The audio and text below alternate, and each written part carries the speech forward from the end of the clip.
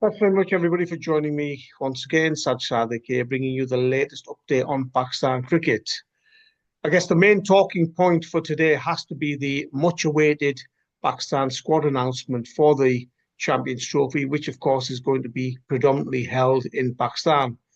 It's an interesting squad, and I must admit there's one or two surprises there. Players who I thought wouldn't be selected have been selected, and players who I thought deserved further opportunities, who haven't been picked. And I'm afraid, on paper, this looks like a squad that lacks that X factor. It lacks excitement. It doesn't give me that feeling of it looking like a squad that can win the tournament. I hope I'm proved wrong, but yeah, there's a few concerns that I have that we'll come to very shortly. So just first of all, just quickly running through the names: Mohammad Rizwan, Babar Azam, Fakhar Zaman, Kamran Ghulam, Saud Shakil, Tayyib Tahir, Fahim Ashraf, Kushdil Shah, Salman Ali Agha, Usman Khan, Abrar Ahmed. Then you've got the Pacers: Haris Rauf, Mohammad Hasnain, Naseem Shah, and Shaheen Shah Afridi.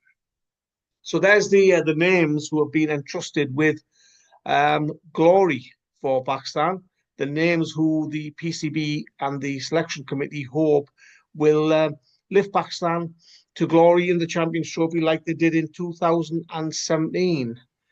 Okay, so first and foremost, got to feel bad for Saim Ayub. It was a horrible injury, and I think as soon as it happened, and the nature of the injury, it looked highly unlikely that he would have been fit for the Champions Trophy. Obviously, came to England to have various tests, etc., done on the injury. And my understanding is that the advice that was given to the Pakistan Cricket Board is that for the betterment of his future and his career, it's best not to risk him at the Champions Trophy. So one can understand why he wasn't selected. It's just a massive loss for Pakistan because he is that X factor. He gives that Pakistan top order something completely different to what they have. Obviously, young, confident. He has a wide array of shots, and he can put the opposition bowlers under pressure. And I think the only other batter in that top order who can do that is Fakhar Zaman. So imagine if we'd had Fakhar Zaman and Saim Ayub at that top of the order. That would have been a mouth-watering prospect. But as fate would have it, it wasn't to be.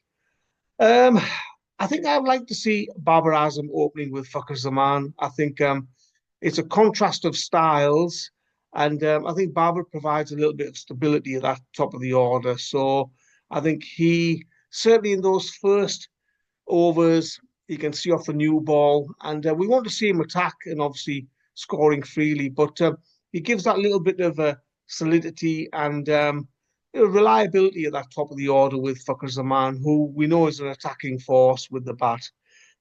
So for me, if Saim Ayub, who's obviously not going to be there, is not available, and then it's got to be Babar Azam and Fakhar Zaman as that opening partnership. Glad to see Fakhar back because, as I say, he gives Pakistan something different. He's a match winner, and I don't think in this squad we have that many match winners. We have a lot of solid performers, orthodox performers with the bat, but when it comes to glittering shot selections, a wide array of shots available to players, I think Fakhar Zaman is in a minority in this squad. The middle order doesn't excite me at all. Look, I like Tayyib Tahir. I think he's a good, risky batter, especially in Pakistani and Asian conditions. He's one of those players who, if he gets in, he can score runs, he can score freely. But Kamran Ghulam, Saud Shakil, Tayyib Tahir, there's even Mohammad Rizwan, there's an orthodox, a solid look about that middle order. I don't see any fireworks from that middle order, is where I'm coming from. I think if you look at some of the other teams and they're sort of number 3 to number 6, you're looking at players who can smash the ball all around the park, who can win matches single-handedly. My concern is that middle order, are they going to are they going to create havoc amongst opposition bowling lineups? I think if I were a bowler looking at that middle order, I wouldn't be too worried about what I'm going to face. Yeah, you might get the odd innings here and there from one of them where they surprise the opposition, but I'm afraid to say it's got a not very exciting look about it. Is where I'm coming from, and also that middle order in terms of ODI experience, it's untested. There's not a lot of experience from Tayyip Tahir, certainly in international cricket, Saud Shakil and Kamran Ghulam. All good players in their own right, but it's got like a test cricket look about it, that middle order, not a white ball look about it. Again, I hope I'm proved wrong, but for me, that middle order could be a weakness in that Pakistan side, in that Pakistan squad. Munir Rizwan, we all know about him, vastly experienced white ball captain now. I think he's somebody who excites me from time to time. He has the ability to play good innings in that batting lineup. But even Rizwan, it seems to be a case of it takes him a bit of time to get going, and sometimes he just attacks a little bit too late. And especially with that middle order there, it's one of those where wickets could tumble. Kushdil Shah is there. We know about Kushdil. We know about Sulaiman Ali Agha. Both have the ability to play fast innings. I think Kushdil at international level has been a liability, and I expected a lot more from him when he came into the international fold, but unfortunately he's failed to deliver.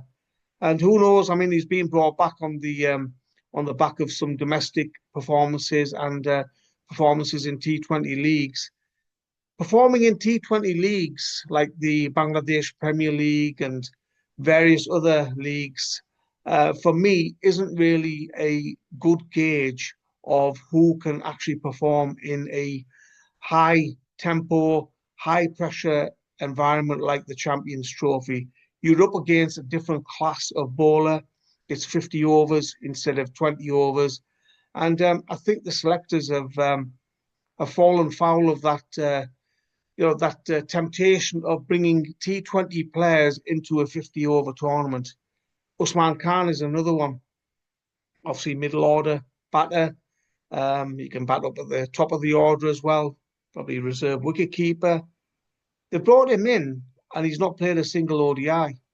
Now, to me, that makes absolutely no sense at all because you have all these years to get your squad ready, to find players for certain positions, to have a backup for each position. And then when it comes to it, you select somebody who hasn't even played an ODI. It just reeks of panic and muddled thinking. And it's typical Pakistan cricket where every tournament they bring in one or two players who you think, well, hang on, what are they doing in the squad? Again, I have the utmost respect for Usman. He's a nice guy. He's done well in domestic cricket. He deserves his opportunity in international cricket, but I'm sorry, how can he bring a player in who's not played a single ODI and suddenly throw him into a squad for the Champions Trophy? Why hasn't he played any ODIs before the Champions Trophy? Yeah, he'll probably get his chance in this tri-series. But you're picking players on the basis of zero experience in one-day internationals. Makes no sense at all. It's ridiculous thinking, and once again, very poor planning from the selectors. Let me see now. Yeah, the lack of the X factor in that batting lineup is a huge concern. And as I said before, I think quick runs could have been got from somebody like Irfan Khan Niazi, who wasn't given a proper chance. He's only had 5 ODI innings, and then they leave him out. Gun fielder, big hitter of the ball, can be a finisher as well, and they don't pick him. Again, it makes no sense to me at all. You're giving a player an opportunity before the Champions Trophy, and then suddenly you drop him and bring some players in who have got no form in ODIs, who haven't achieved in international cricket or haven't played ODIs at all. Absolutely bewildering. I think we've got too many accumulators with the bat. I said about strike rates in that middle order. I think we've got a lot of players who, can score nice little 30s and 40s off 50, 60 balls. But this tournament, will be won by, yes, teams with strong bowling lineups, but batters who can bat at a good strike rate, who can finish innings, who can single-handedly turn matches. And my concern is that this group of accumulators with the bat, barring Fakhar Zaman, are not going to scare any opposition bowling lineups. Fahim Ashraf has been brought back. Now, again, Fahim's a very nice guy, wholehearted cricketer, always gives his all. But again, he's been brought back on the notion that playing in T20 leagues is the benchmark for being selected for the Champions Trophy. I know he's been doing well in the BPL, etc. But again, you've been picking Amir Jamal, you've backed him, you've wanted him to do well, and then suddenly at the last minute, sorry, Amir, we're going with Fahim Ashraf. Once again, confused thinking and a lack of planning, muddled thinking. And, as I said before, you have so many years to pick a squad. And then at the last minute, you make these ridiculous changes, these ridiculous selections, very little thought. Only one spinner. We're going to come to the bowlers shortly, the pace bowlers, because I think that's Pakistan's strength, no doubt. So they picked one spinner, one frontline spinner. Yeah, Kushdil can bowl a few overs. You can get a few overs from Salman Ali Agha as well, who are both decent spinners. But again, I always think of it from the opposition perspective. Are they going to be scared of Salman Ali Agha if he gets the ball? Are they going to be worried about Kushdil Shah, the opposition batters, if he's given a few overs? No, they're not. They're probably going to be seen as bowlers that can be targeted by the batters. So the one spinner that they've picked is Abrar Ahmed, who we all know is a decent spinner. He's been playing quite a bit of Test cricket recently for Pakistan, and he's played four ODIs before the Champions Trophy. He's going to be picked, no doubt, for this. He's going to be played in this tri-series because it's the same squad for the Champions Trophy as it is for the tri-series against New Zealand and South Africa. But why select only one spinner? And that spinner has only played 4 ODIs. Complete lack of thinking and planning again. Pick a couple of spinners. At this time of year, when this tournament's going to be played, spinners are going to be an important and integral part of this squad. And it wouldn't surprise me if a lot of teams pick 2 frontline spinners. You've got the likes of Adil Rashid and these guys who are in their respective squads for their respective countries. And we pick a guy, and again, with all due respect to Abrar, who's only played 4 ODIs. I mean, it just makes no sense. It's confusing. It's bewildering. And, it just makes you want to wonder just what is going on and what sort of planning is going on. As I said, Irfan Khan, I think he can count himself very unlucky. Amir Jamal, although he's not set the world alight, again, he's been given opportunities, but he can count himself unlucky as well. Sam Ayub, I've mentioned before. And Abdullah Shafiq is another who's, the golden boy in Test cricket and one-day cricket. And all of a sudden, a few bad innings and he's nowhere to be seen. He's been dropped from the Test squad and now he's out of the Champions Trophy squad. Yeah, there's some technical issues there, but why not sort of give him more opportunities? Why not drop him and then let him work on a few things and then maybe bring him back just before the Champions Trophy to give him a chance? Just no favours for the player in future. He's going to be wondering just what his future is because, as I say, he's not in the Test squad, he's not in the ODI squad now. Sufyan Mukim is another young spinner who I thought has done very well in international cricket. He looks pretty good. And he's one of those spinners who I think is a wicket-taking spinner.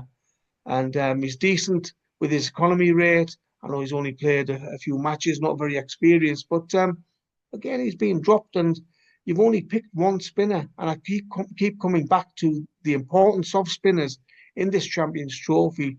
And 20 overs at least from spinners in this tournament is going to be absolutely crucial. And I reckon the best teams, the teams that really do well, are going to be teams who have attacking spinners, reliable spinners, and spinners who are experienced. and Pakistan have gone with a very inexperienced spin attack. The paces, Shaheen Shah Afridi, Naseem Shah, and Haris Rauf with the backup from Hasnan. You can't argue with those picks. I think Shaheen, Naseem, and Haris Rauf, we know about their capabilities. We know that they are match winners on their day. They've not all been in the best of form recently, especially Haris Rauf, but I think all three deserve to be picked. Hasnan, obviously, since working on his action and developing himself as a bowler recently has done okay. So you can say he deserves his chances as backup. And the pace bowling lineup, as I've said before, I think Pakistan's pace bowling is their strength at the moment, and it could be the deciding factor in how many matches they win. Overall, I would say a disappointing squad. I think muddled thinking has definitely affected Pakistan's chances of winning the Champions Trophy. I think confused and the surprising selections mean Pakistan face a tough task to win the Champions Trophy. And again, I hope I'm proved wrong and Pakistan win the Champions Trophy because it'll be a fantastic achievement to win it in their own country. And I think the Pakistani fans will be extremely excited about this tournament. As I say, because it's predominantly being played in Pakistan. So you'd want a good performance from the home team. But looking on paper ahead of this tournament, the selectors haven't done a very good job of picking this squad. And there are several, I believe, wrong selections. Thanks very much for watching, folks. Watch out for the next video coming up. Thanks.